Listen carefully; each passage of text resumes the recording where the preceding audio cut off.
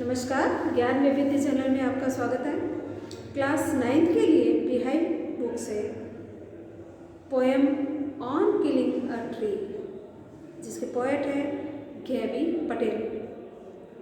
Poet ने इस कविता के माध्यम से लोगों को ये समझाने की कोशिश की है कि भाई पेड़ को उन्होंने समझाया नहीं, उसमें इस कविता के माध्यम से उन्होंने कटाक्ष किया। जिस तरह पेड़ को काटते हैं लोग बेरहमी से, और उनका मानना है कि पेड़ तो लिविंग थिंग्स भी होते हैं, उनको काटना नहीं चाहिए। लेकिन वो अपने व्यंग से इस कविता में कह रहे हैं कि आप उसको काट ही क्यों रहे हो? काटने से तो वो फिर से वो वापस ग्रो हो जाएंगे, लेकिन उसको पूरा ही उखाड़ दो, पूरा ही खत्म कर दो। तो उन्होंने अपने इस व्यंग को इस कविता के माध्यम से बताया है।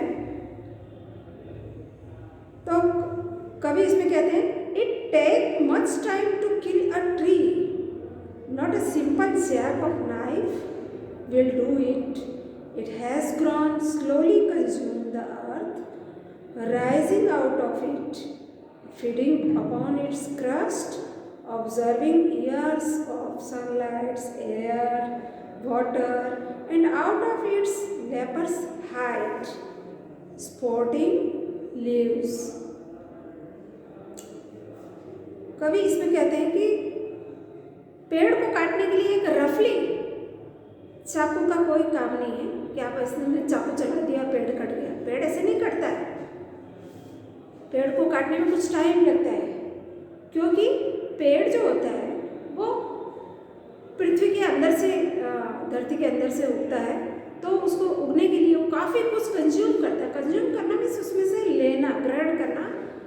तो धीरे धीरे धीरे धीरे कंज्यूम कर करके वो बड़ा होता है और काफ़ी कुछ उसमें से वो खाना लेता है, और उसके जो ऊपर की छाल है वो कैसे सनलाइट काफ़ी सालों तक, सनलाइट, एयर, वाटर काफ़ी कुछ लेती है, और स्किन वो उसकी जो लीव्स होती है वो कैसे ग्रीन होते होते कैसे भूरे रंग की भी हो जाती है।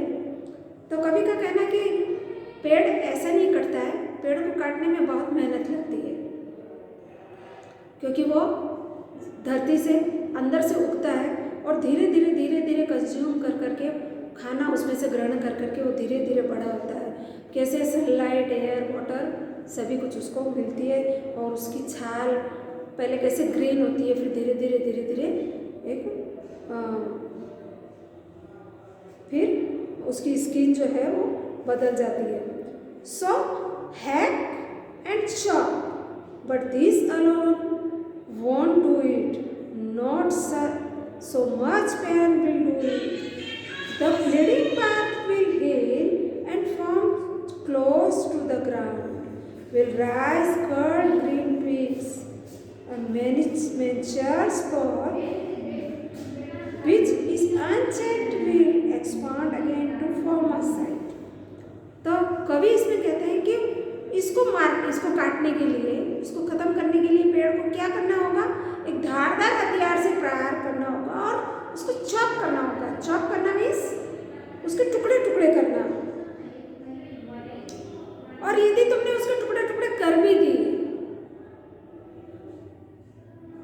तो उसको कोई ऐसा दर्द नहीं होगा, कोई उसके जैसे कहते हैं ना ब्लीडिंग, जैसा पेड़ को काटते हैं तो भी काफ़ी कुछ निकलता है उसमें से, लेकिन फिर क्या होगा? निकलेगा, लेकिन उसका घाव है जो वो ठीक हो जाएगा, घाव बच जाएगा। और वो कटा हुआ पेड़ क्या होगा? धीरे धीरे धीरे धीरे फिर ग्रो हो जाएगा, फिर बड़ा हो जाएगा, और फिर धीरे धीरे धीरे धीरे फिर अपने फॉर्मर साइज में आ जाएगा। तो पेड़ को सिर्फ छोटे साइज में काट के नहीं छोड़ना है। जैसे उसका तना काट दिया जाता है कई बार, नहीं, तने तक काट दिया जाता है उसको कई बार, या कई बार उसकी टहनियाँ काट के छोड़ दी जाती है। तो ऐसा काटने से पेड़ खत्म नहीं होगा।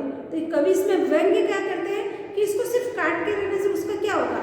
उसका घाव ठीक हो जाएगा, उसमें जो ब्लड जैसा हमें कहीं पे मार लगती है, कट जाता है तो ब्लीडिंग होती है, तो वैसे उसमें से कुछ निकलता है तो उसका घाव, उसकी ब्लीडिंग सब ठीक हो जाएगी, और वो धीरे धीरे धीरे धीरे फिर बड़ा हो जाएगा, क्योंकि वो धरती से तो जुड़ा हुआ ही रहता है और वो धीरे धीरे फिर से बड़ा हो जाएगा और अपने फॉर्मल साइज में आ जाएगा।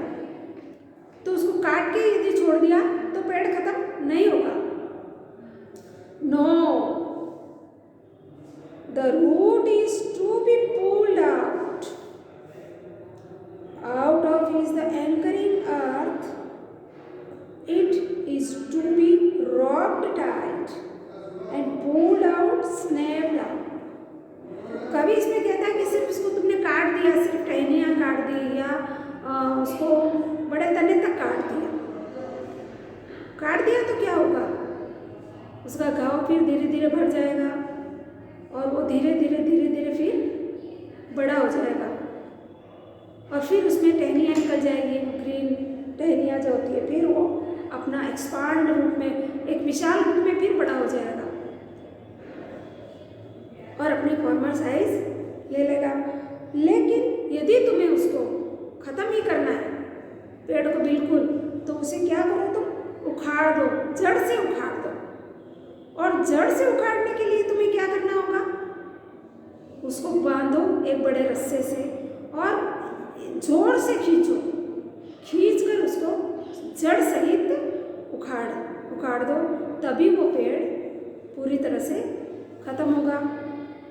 और pulled out entirely out from the earth cave and the strength of the tree exposed the source wide and wide, the most sensitive hidden for years inside the earth। जो कई सालों से धरती के अंदर जिसकी जड़ें जमी हुई है, तो इतनी गहरी जड़ें क्या है, वो धरती में एक तरह की गुफा उसने बना ली है, पेड़ की एक गुफा बन गई है। और आपको पता है कि जब जड़ें जो होती है मिट्टी को एकदम जकड़ लेती है और मिट्टी से ही अंदर से पृथ्वी के अंदर से उसको भरण पोषण मिलता है पेड़ को। तो कभी इसमें कहता है कि जो कई सालों से जो धरती के अंदर वो जड़ें उसकी रहती है और बड़ी सेंसिटिव और छुपी हुई रहती है, गीली एकदम, और उसको सोर्स मिलता रहता है उसमें से सारा, तो उसकी जो स्ट्रेंथ है उसको एक्सपोज करो। कैसे एक्सपोज होगी वो, उसको पूरी तरह से उखाड़ दो, उसको अपनी गुफा से पूरी तरह से अलग कर दो। उसकी गुफा कहाँ है, पेड़ की जड़ की गुफा कहाँ है, धरती के अंदर। तो उस गुफा में से उसको बिल्कुल हटा दो, अलग कर दो और उसको बिल्कुल उस धरती से अलग कर दो। Then the matter of scorching and choking in the sun and air, a browning, hardening, twisting, withering, and then it is done।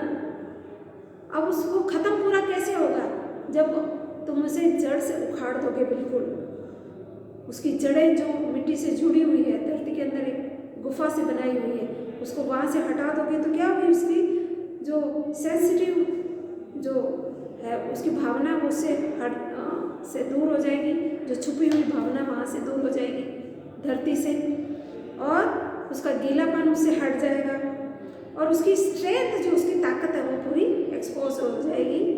और क्या होगा, वो जो गुफा है धरती के अंदर उसकी जड़ों की, उससे वो अलग हो जाएगी।